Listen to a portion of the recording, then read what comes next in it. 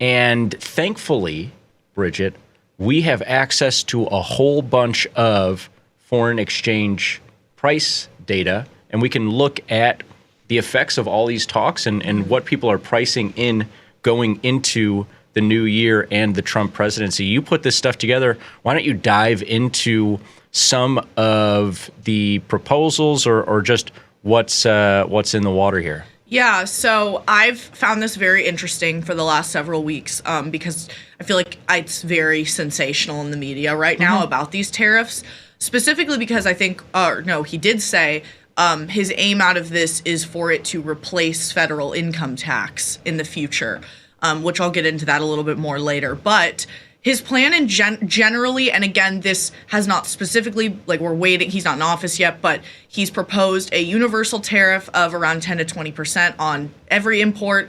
And then this specifically targets China. So tariffs of anywhere from 60 to 100% on Chinese imports. And I think it's easy to be like, well, why, what's the reason behind this? Like that, even if you don't know a lot about global economics, that sounds like an insane number. But his reasoning for this is he wants to protect domestic industries and by making foreign goods more expensive, so keeping manufacturing in the U.S. And not, so American businesses aren't as disadvantaged, and to generate revenue for the government. So those are his main goals in this. And with these goals and the potential positive impacts, there also come various consequences, both good and bad. And specifically, China, Mexico, and Australia are three countries I kind of wanted to talk a little bit about. And we can have a conversation about it, but lots of effects. First, I'll start with the dollar. Sure. So a consequence here would just be, in general, higher prices for everyday items because a lot of industries, foreign imports are everywhere. We need them. And so that is naturally going to drive the prices up. And also, there's potential for retaliation. I mean, if it makes things more expensive in the U.S., people aren't buying Chinese imports as much. There's a possibility of a quote-unquote global trade war that would harm the U.S. economy further. And historically, again, this doesn't mean how it would be in the future, but this tariffs tend to lead to raised prices, less output, and just an overall more negative impact on economic health. Also, if imports decrease more than exports, foreign demand for the dollar could weaken. But on the flip side, if there are higher consumer prices, this could lead to inflation, which would prompt interest rate hikes in theory and could strengthen the dollar. So there are a lot of various outcomes. We won't really know until if and when these tariffs are implemented, but I think it's good to explore, the different possibilities of what this could be. And that's why we have the one true decider of what any of this stuff means, which is the market. Yes. Because great. Yes. All of this stuff is economic theory and also just words from people who aren't necessarily in positions yet. We don't know what this actually looks like. Right. But the market has absolutely moved in the direction of a stronger dollar. And for a lot of these reasons here, because, obviously, the aim is to bring more of that production here in the U.S. or incentivize more of that production here. But obviously, if we're importing a lot of goods or services from places like China or Mexico, then we're doing that because we're getting lower prices. To do so makes our day-to-day as consumers cheaper. If you put tariffs on those, you bring that into the U.S. where things are more expensive to produce. Obviously, it's going to result in us having to pay higher prices. Obviously, that's not Trump's plan is, I want everybody to pay higher prices. Not. His thing is, I want our economy to grow manyfold. And he believes that us relying on Mexico, China, different economies is kind of holding us back. And so I would imagine his theory is, yes, you'll pay higher prices, but hopefully Bridgette, Frank, and whoever are also getting higher salaries and everything else. We're producing at a higher rate. It's incentivizing U.S.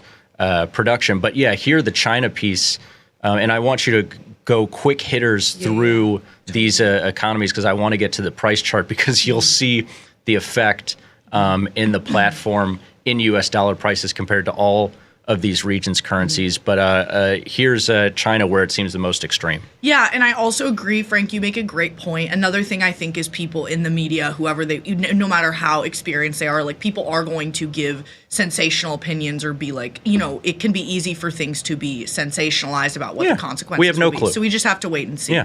But yeah, so these are where the highest tariffs are targeted. It could exacerbate some types of economic tensions, especially because China has already faced some issues with declining trade balances and currency devaluation attempts. So who knows where that's going to work out, but it's just kind of China's like the target region for these tariffs. Yeah, they've had a rough go of it since the pandemic. This could, you can look at Chinese equities, obviously a different type of story than what we're talking about today, but already in kind of a vulnerable position. Mexico, actually not so much in a vulnerable position. They've, especially in the last few years here, had great GDP growth, have really grown their economy from the nearshoring phenomenon. Trump obviously aiming to end some of that. I think even one of the prime examples, and I could get this wrong, so I don't be mad if I do, but I believe go off on him in the comments. Tesla or a similar company was looking to put a factory in Mexico, and Trump is trying to move production like that from Mexico to the U.S. And the reason that a company like Tesla or whoever would put production in Mexico is it's been relatively cheaper, and Mexico and the U.S. have actually been able to work together.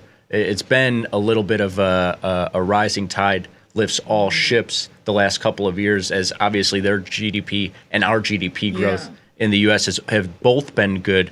He's looking to put a little bit of an end to that. Yeah, and especially the automobile industry. Again, fact check me, but I read online that it's 16 in 100 automobiles are produced in Mexico that are in the U.S., so it's a pretty big industry. Yeah. So that was what I think of when I think of tariffs and how that could potentially affect Mexico.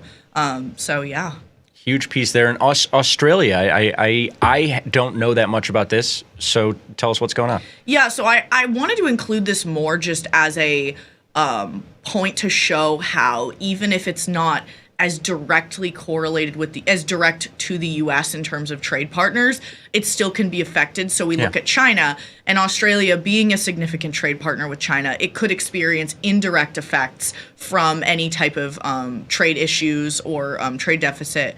And if China's economic growth slows further, that it could impact Australia's exports to China. So specifically in commodities. Well, let's see the conclusions, and let's jump into the platform really quick. So we're waiting on pretty much Trump's choice for Treasury Secretary because it reflects his administration's stance on tariffs. And what people mean by this is, are they really going to be implemented like this, or are we just going to be saying, like, we're going to do this? And they're between Bessent and Lutnick, and Bessent sees them more as a negotiation tool, maybe as we wouldn't directly implement them, but use them as a strategy to get to where we need for agreements with other countries. Whereas Lutnick is more fully in Trump's idea and is like, we should do this to protect American workers. So either way, we'll just have to see. Cool. Well, let's really quickly go to the platform here, and I already have dollar versus the yuan, and you can see huge dollar rallying since the election, and now kind of sitting right here at 7.25, and not too far from highs or lows for this Chinese yuan. I want to quickly rotate through a couple of others. I know we didn't talk about Canada. This is the 15-minute chart. But Canada, another one that saw huge depreciation in their currency. This is US dollar versus Canadian dollar. And you see got all the way up to 141, which is highs for the last, really quickly here, going back to the pandemic where they got up to 145 for just a handful of days. I also want to quickly bring up our Mexican peso. And you're going to see, again, this theme of the dollar rallying the last several weeks, but really getting to its highs versus the peso going back to 2022 and now sitting there, and this is really an inflection point, and that's why we're talking about this, Bridgette, is we're sitting around these highs for the last couple of years for US dollar, whether it's peso, whether it's CAD. Aussie is not quite there. Aussie's been able to hold in a little bit better. Chinese yuan. And now the idea is, okay, well, this guy's not even in the White House yet.